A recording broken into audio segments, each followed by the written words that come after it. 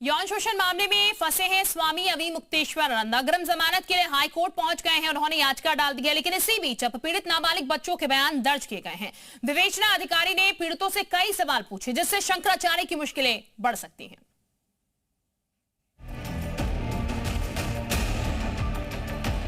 यौन शोषण के आरोपों में घिरे स्वामी अविमुक्तेश्वरानंद ने इलाहाबाद हाई कोर्ट का रुख किया है।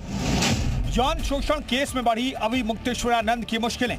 माना जा रहा है कि सप्ताह के आखिर में थर्सडे या फ्राइडे तक इस पूरे मामले में हाई कोर्ट जो है सुनवाई कर सकता है। गिरफ्तारी के डर से हाई कोर्ट में दाखिल की अग्रिम जमानत याचिका। यौन शोषण केस में फंसे अविमुक्तेश्वरानंद की मुसीबतें कम होने का नाम नहीं ले रही। उनकी मुश्किलें बढ़ती जा रही हैं। उनको गिरफ्तारी का डर अब सताने लगा है। इतना नहीं, उन्होंने खुद पर लगे आरोपों के लिए प्रयागराज के additional police commissioner Ajay Pal Sharma को जिम्मेदार ठहराया। उन्होंने एक तस्वीर दिखाई और क्या कहा वो आप खुद ही सुन लीजिए।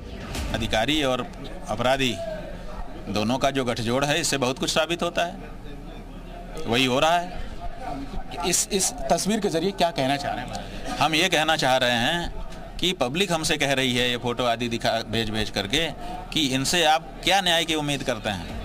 यानी अविमुक्तेश्वरानंद एक अधिकारी का नाम लेकर इसे पूरी साजिश बता रहे हैं, लेकिन इसी बीच वो गिरफ्तारी के डर से अग्रिम जमानत की उम्मीद लेकर हाई कोर्ट में पहुंच गए हैं और याचिका लगा दी है। इतना नहीं, उनके शिष्य मुकुंदानंद ने भी कोर्ट में याचिका लगाई है, लेकिन अभी इनकी याचिका पर सुनवाई का कोई समय मुकर्रर नहीं किया गया है। 2 दिनों से माहौल बनाया जा रहा है कि शंकराचार्य जी की गिरफ्तारी कभी भी हो सकती है। कभी भी हो सकती है का क्या मतलब है? अरे जब शंकराचार्य जी बैठे हैं, कहीं जा नहीं रहे हैं, वो कह रहे हैं कि जब पुलिस आएगी हम सहयोग करेंगे, तो फिर कभी भी हो सकती है, कभी भी हो सकती है। इसका क्या मतलब है? हालांकि इसी बीच पीड़ित नाबालिगों का बयान भी दर्ज किए गए हैं। इस मामले में जांच अधिकारी ने पीड़ितों से सवाल पूछे और पूरी जानकारी ली। उन्होंने पूछा कि आपकी अविमुक्तेश्वरानंद और मुकुंदानंद से पहली बार कब मुलाकात हुई? स्वामी अविमुक्तेश्वरानंद के गुरुकुल में शिक्षा के लिए कब आए? यौन शोषण की घटना को इतने दिनों तक क्यों छुपाए रखा? घटना को लेकर अपने परिजनों को जानकारी दी या नहीं? परिजनों को अगर जानकारी दी तो उनकी तरफ से क्या कहा गया? शिकायतकर्ता आशुतोष ब्रह्मचारी को कैसे जानते हैं? अविमुक्तेश्वरानंद के शिविर से निकलकर सीधे आशुतोष ब्रह्मचारी के शिविर ही क्यों पहुंचे?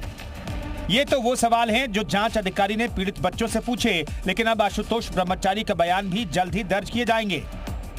आपको बता दें कि 21 फरवरी को एडीजे पॉक्सो स्पेशल कोर्ट के आदेश पर प्रयागराज के झूसी थाने में एफआईआर दर्ज हुई थी, जिसमें स्वामी अविमुक्तेश्वरानंद और उनके शिष्य मुकुंदानंद के अलावा 2 से 3 अन्य को आरोपी बनाया गया। एफआईआर में कई संगीन धाराएं लगाई गई हैं।